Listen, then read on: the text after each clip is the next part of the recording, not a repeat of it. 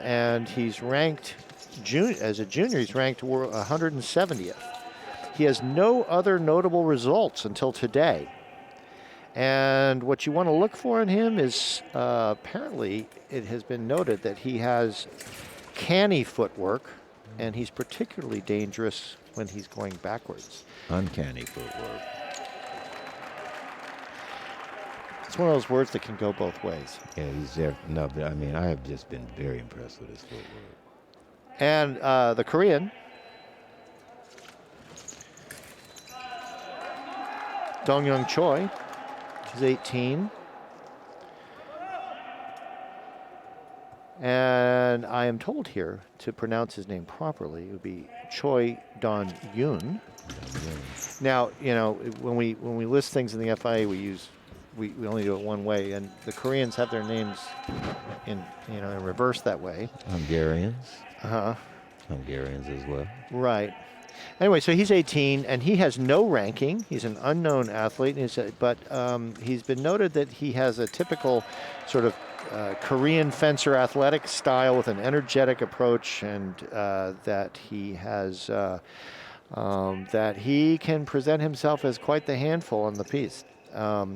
So it's going to be a high-energy match and be an interesting contrast of styles with an attacking Korean and a Russian with sort of precise footwork. And, let's see what it's going to look like. You might be inclined to favor the Korean, but KOZLOV is a smart fencer and could do very, very well here today. So we're expecting a good, great, close match here. I don't think it's going to be a blow-up by any means, and it's going to be an interesting compare and contrast of styles here with a couple of fencers who aren't very well known in the junior circuits. And that's what this whole kind of year-off pandemic has done. It's brought some new people out of the woodwork, and it's put the pressure on some people that sort of thought perhaps before that they had a shoe in. And I do want to also mention that one of our other FIE commentators, who you know very well from very many events, Karen Bashir, shared a lot of this information with us and sent us some notes, which was helpful to Dawn and me here at this event. So we very much appreciate him getting that information over to us. So a shout out to Karam for that. Yeah, we appreciate Karam. As I said earlier, Karam does the work, does the research, always has useful information. I think what's most interesting about this bout is that neither one of these young men have any significant results, but also I think we have to put that in context of the fact that we didn't have a season this year. Right. So these guys have been at home training. Well, and this is kind of part of the fun of juniors too, is because even if we'd had a season off in the seniors, you would still be seeing people you know pretty well, right? With the juniors, you get this surprise element of people that you might not have seen. Well, we have a fairly established cadets, yes, but juniors, you have a Junior World Cup. You do. And the major, all of these major countries compete in the Junior World Cups. That's how we know. We actually give a World Cup medal from the FIE for the winner of that. So what happens is you actually do get to see them, but a lot of them don't show up until the year that they are juniors or they mature. Right. Because at this age, you have the growth cycles, you have the development cycles, you have the point where things just click. Right. You see them working on Choi Dong-yoon, and it looks like when they came together, he hit his arm. He's in the middle of a medical timeout, and I'm guessing it looks like it's a little bit more than just hitting the funny bone. I'm looking at his face, and he's grimacing as they're working on it. We have one of our FIE mission. He hit it pretty hard, I think. Yeah, when there's guards jammed, and a lot of that's because you got a righty against a lefty. But we're not technically in a medical break. Well, yeah, we're on a 5-minute medical break, I think, right? Yeah, the clock's running. Right. I was going to mention.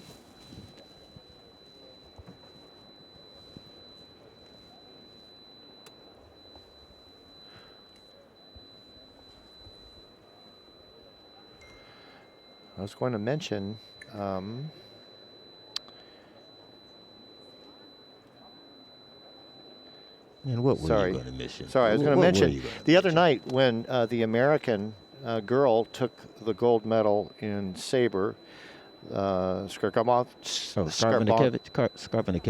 Skarbanikevich. Mm-hmm.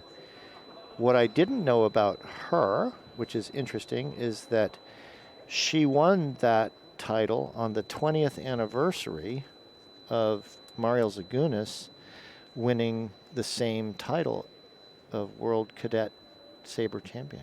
Oh, well, that's a auspicious. And I was told that after that, of course, I wasn't doing the commentary that night, but I was writing the press release, and I wish I'd known that, but it was an interesting fact and kind of a point of trivia that I thought I would mention to you. And Serge, And they trained together. well, Marielle. And, yeah, her father is assistant coach at right. that club. Yep. OFA, Oregon Fencing Alliance. Which has produced a lot of great fencers. Right. Including Marielle and Becca Ward, who is, I think, the only person I know that won a cadet, junior, and senior world championship. And team. And all team. The same year. All the same Gold season. medals. All the same season. Yeah. Yeah. That was pretty impressive. But I'm sorry I interrupted you. You were going to say something else. Well, I just think, I mean, we don't do this often, so it's important also for people to know that, your, role as the FIE press officer, and all of those great recaps that come out after World Cup and Grand Prix and World Championships are written by none other than Mr. Serge Timberchev. Well, thank you. We're all a team. We all kind of work together. We all try to produce these things together.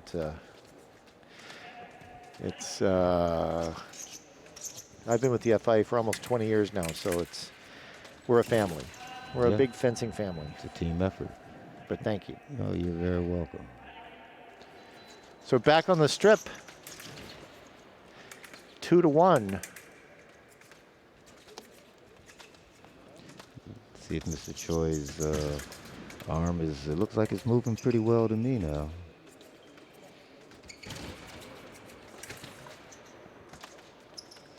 Yeah, whatever they did helped him. So he's able to make another attack and come over the back.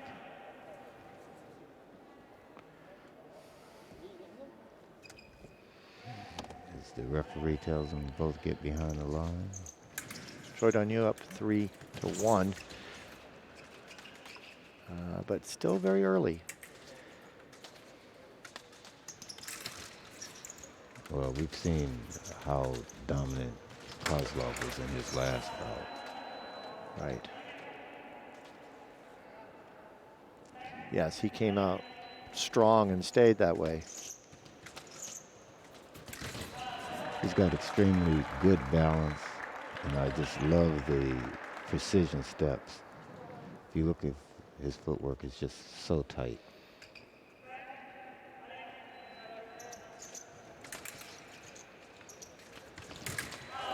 Wow. Fast. Choi is explosive. That's the thing. I mean, when he goes, he just explodes. All of a sudden, he's a nice pair of repos. Yeah. He was ready for that explosion. USA's Kelly Kohler refereeing. Yes, she is. She's made her way up as an FIA referee over the years. Oh, yep, she's put in the work. Oh, and she'll be going to Tokyo for it. Selected as one of the foil referees for the games. Ooh, went deep, couldn't get it on target.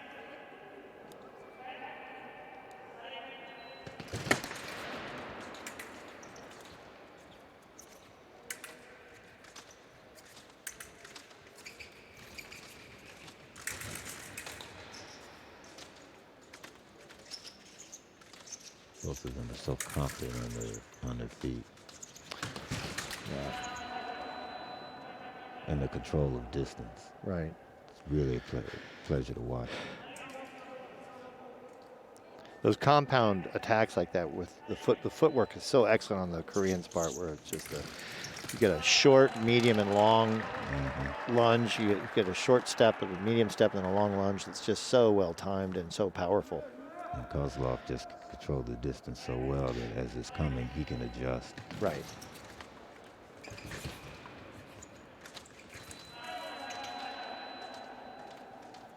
Koreans having a hard time putting the point on now. Well, KOZLOV is spending some of his time Whoa, nice. fencing with his point out of line, and then he brings it in with precision as he's attacking, and it's hard to gauge where it is to try and parry it that way. Yep. He doesn't bring it in line until he's in the distance. Right. And so you can't tell where he's going to come from that way. At that time, he just said he didn't come with his point, and that's why he paid. Yeah. That's why he paid. He almost bent his foil in half. Well, he caught him. I mean, KOZLOV was coming full speed. Right. It's not as though CHOI moved. He just said, "Okay, stop." And you know, just for people who aren't familiar with it, these blades are made of what's called miraging steel, and they actually take the molecules of the steel and align them so that if they were to break, they break evenly, and they're safer that way, so that they don't have a jagged edge, which makes it much easier. Yeah, that needle edge is what has caused a lot of damage. Oh, just ducked and roll on that one. Dropped his target, dropped his weapon. Once again, advantage of being a lefty. Oh, nice explosion. Oh, KOZLOV has really turned the energy around. CHOI has now got to regain the momentum that he had. Right. KOZLOV has felt him out. Yep. KOZLOV's got the distance, which was what we saw CHOI do in the last bout. Looks like CHOI is gasping for air right now, too. Well, Which is knowing how hard the Koreans train. I'm surprised. I'm surprised. I don't think he's not wearing a mask either. So I mean, he's wearing his fencing mask, but Oh yeah. KOZLOV's feeling it. Yeah, he's the Russian making- is strong. He's. Now, if I was the Korean, I would try to like drag this out for 11.9 seconds. Whoa, well, I guess he didn't need to drag it out. Let me just get a touch as we're going down to the clock. So he's been able to pick him up on counter thrust. If he can keep the distance close. So again, we have kind of a high-scoring early bout with the score being 9-6 with the Russian against the Korean. We're into our first break. So we still have effectively 6 minutes of fencing available to these two boys who have gone pretty quickly through this. Yeah, like I said, we have 6 minutes, and if you see, how much of this next period that we'll see actually burn was going to be surprising me if it's more than a minute. But I've been surprised before. Now, once again, it's really going to be a question of how much advice that the two coaches are able to provide to be able to say,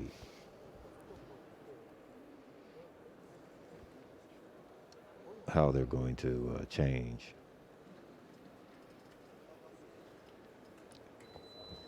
Yeah. All right, coming up on the second period now. Yeah. KOZLOV is doing a lot of second attention, suckering him in, trying to make things happen. I mean, I think the biggest problem with that CHOI is having is he doesn't know what he's doing. Of course, that time it was one of those where I don't care what you're doing, I'm just going to do what I'm doing. Oh. He broke his weapon, as we were talking about just a few minutes ago. Yeah. Of course, he also is challenging the call.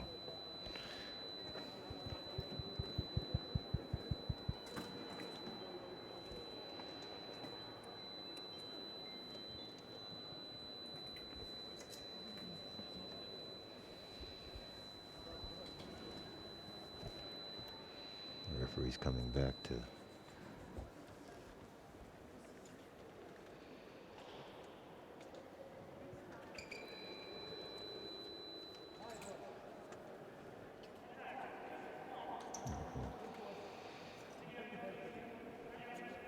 Point goes to the Korean, 7-9. nice.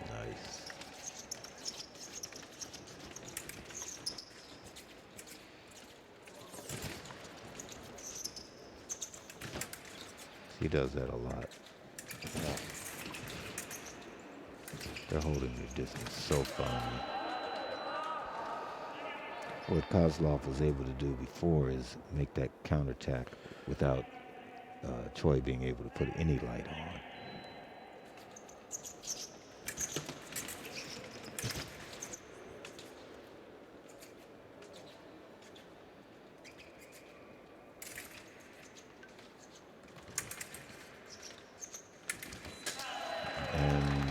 Goes again. Nice clean pair of repos. Effective little closeout there. He is so efficient with his movement. Yeah. And you know, the Korean looks more clean, just looks more sort of controlled. And the Russians' movements are a little more, they're a little wilder in a way, almost, you know. But I mean, you don't see that. That's what I'm seeing. It just looks more. I'm not saying it's more effective, less effective. What I'm saying is, it's a more sort of diverse movement that he has. Well, he's mixing it up, but I think for me, it's actually in many ways classic Russian precision footwork, where they control the distance completely. And then able to change direction. That's what's been really, really effective. He's changing direction so well. And both of them are controlling the distance nicely. But when KOZLOV changed just then, he got that touch because if you watch, you see he thinks he's coming in and then he's coming back out. Mm-hmm.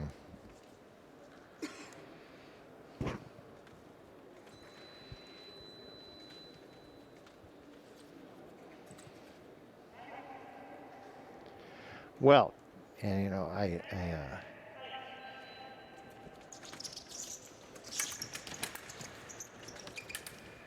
it's interesting how these two are approaching the same problem. Oh, there was an interesting attack. Yeah, that was I don't know about that raised foot thing. Oh, that's classic Korean. They do it in saber all the time. It's like you're bouncing in place, so you're not covering distance, and you're still moving, and then all of a sudden you explode. This is where KOZLOV really gets dangerous. Did you notice that the Korean did not have a coach at the break? He did? Oh, I didn't see him. Yeah, he was on the floor. Oh. Yeah, you couldn't see. He was down on the floor talking to him because the Korean sat on the side of the strip. Oh, I see.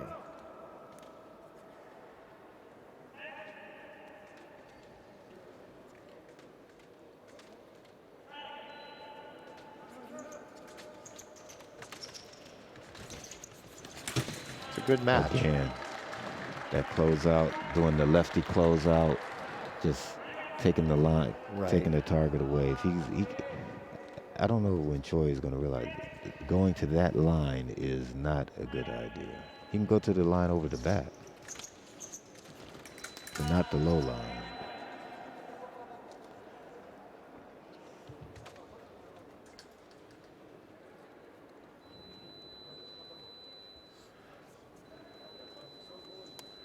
Well, I think with the Russian, it's a little hard for the Korean to gauge the distance, you know, and especially the way he's moving. Oh, it's hard to judge the distance because he's constantly changing the distance. Right. This goes in, it'll go out, and it'll slow. Yeah. Requesting a weapon check. Nothing wrong? No, outside it didn't go off. Yeah, but that's not the weapons problem. No. He'd like it to be. And again. And again. Nice single light. He's hitting and then he's just spinning. I mean, it's hard to hit a moving target that's, you know, you can't put the point on. Right.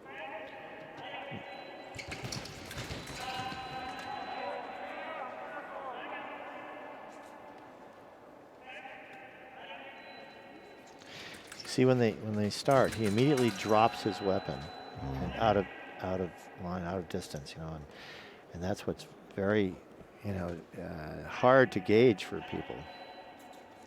That actually is how safe. Again, I don't know why he keeps going to that back line. The only way he's going to ever get there is over the top, but right. Well, because your natural inclination is you want to control the weapon. Your opponent's weapon, and if you go out of line for it, then you're going to be leaving yourself wide open.